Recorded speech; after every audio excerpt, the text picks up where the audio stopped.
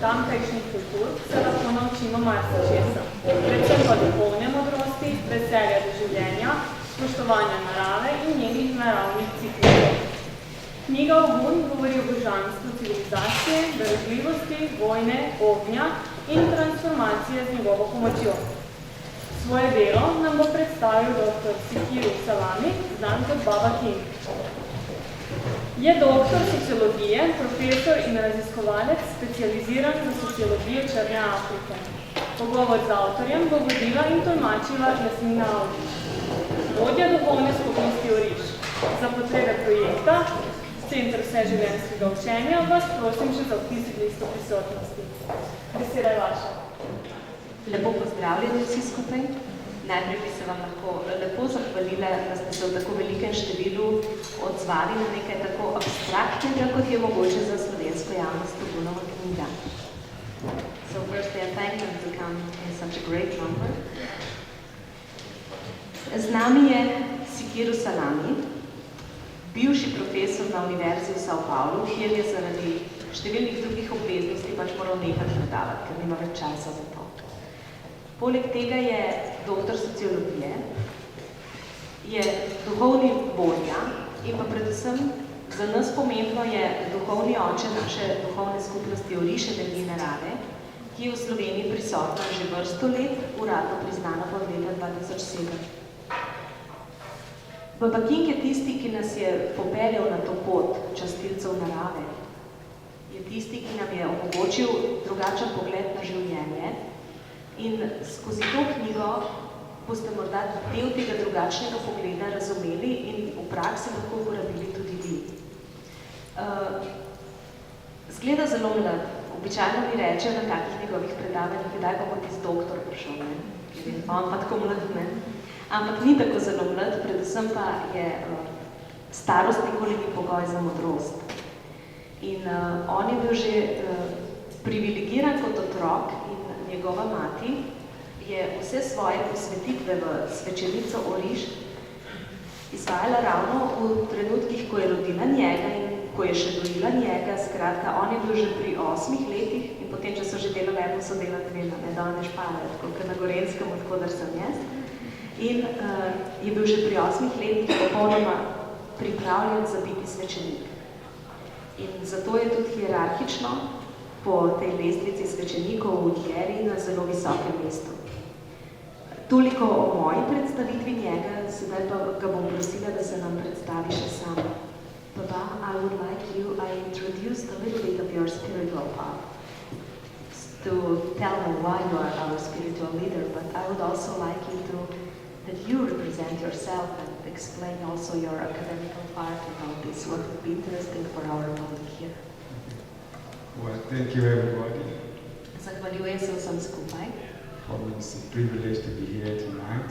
Zame je velik privilegij biti tukaj z vami nocoj. And it's a double privilege to have so many people interested in these subjects. In še posebno velik privilegij je, da vas je toliko prišlo, torej vas toliko zanima taka tema. I was born in a spiritualist family. Rodil se je v zelo duhovni družini, njegovi starši so bili svečeniki. Whereby the value of the nature is the answer for our challenges in life. In to svečeniki tradicije, v kateri vrednost in vrednote iz narave vplivajo na kvaliteto življenja posameznika. And we are highly concerned about the well-being of the human beings. Hkrati pa je to tradicija, ki zelo močno skrbi za dobrobit človeka, se pravi, za nas je vrednota imeti se dobro v življenju, živeti dobro in srečno življenje. Since we know that to have a better life, to live good, we need an extra energy, extra sense, extra approach towards our lives. In dejstvo je, da če želimo imeti dobro življenje, če želimo živeti dobro življenje, potem moramo imeti določene zunanje vire, ki nam pomagajo, da si to lahko omogočimo. So, in my destiny, I had the opportunity to study in the best schools. Njegova usoda je bila, da razširi to filozofijo sploh v tiste dele sveta, kjer je večina populacije črnske in kjer se je izročilo, tradicionalno izročilo nekako porazgubilo spremenilo, pozabili. Ampak prav ta njegov kulturno ozadje je tisto, ki ga je naučilo, da preživimo lahko samo z modrostjo, ne pa z informacijami in s pridobljenim tehnološkim ali pa znanstvenim znanjem. But when I was in university, I've never had the opportunity to have a teacher who would teach me about how to have wisdom, how to receive the right orientation, to live good in life. Ne glede na to, kako drage in kako odlične šole je obiskoval, ga nihče od učiteljev ni naučil, vsaj nobeden njega ni naučil, kako biti moder, kako preživeti v življenju z modrostjo. Where the family value is also treated. Ker zelo močno ves čas poudarja vrednote družine, Respect, responsibilities, ki so za nas v osnovi spoštovanje, odgovornosti posameznika v družini and preparing the rite of passage prepares somebody for life. Hkrati pa je Ogunova energija tista, ki pripravi človeka na ritual prehoda, torej ne samo na življenje, ampak tudi na obdobje, ko se od življenja poslavlja. In the society where orality are their means of transmitting knowledge. Torej sama knjiga v bistvu izhaja iz tradicije, kjer je tudi ustno izročilo način prenosa tradicionalnega znanja. Their values, their wisdom, knowledge, Vse se prenaša oralno, torej tako modrost, kot znanje, kot vrednote, experience, izkušnje. they are all a code. Vse to predstavlja kodo.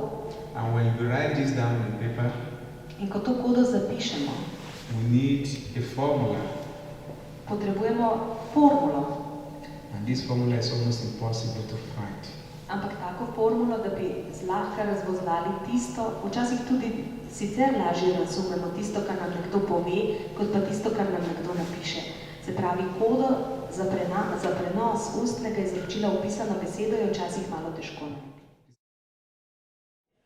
Baba Kinga bom vprašala o tem, kaj je botrovalo njegovi odločitvi, da je 20 let nazaj napisal knjigo o Ogunu, ki je sedaj prevedena tudi v slovenski jezik. Baba King, I would like to ask you, what made you write the Ogun book 20 years ago or even more? What was the cause for your decision to choose the Ogun? The Ogun book is about my master's thesis in sociology. I read business administration, then I went to do my master's in sociology, but as part of the requirement to have the degree, I needed to write a thesis, whereby I choose to write about Ogun. Ogun is the god of technology in Yoruba tradition. Ogun is the god of civilization. And Ogun, in this book especially, I treated two subjects, pain and jubilation. So the title of the book is Ogun, the god of civilization, the rite of pain and joy in the rite of passage. Odločil se je, da napiše Ogunovo knjigo, ko je delal raziskavo za svoj magisterij, za magisterij iz sociologije.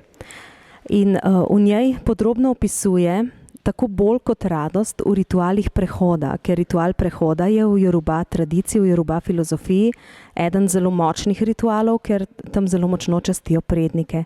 In prav zato se je odločil, da bo njegov magisterij na temo Oguna in vseh teh njegovih lastnosti. Ogun je hkrati bog civilizacije, darežljivosti in pa ima vpliv na naš prehod v drugo stanje bivanja, se pravi, ko umremo.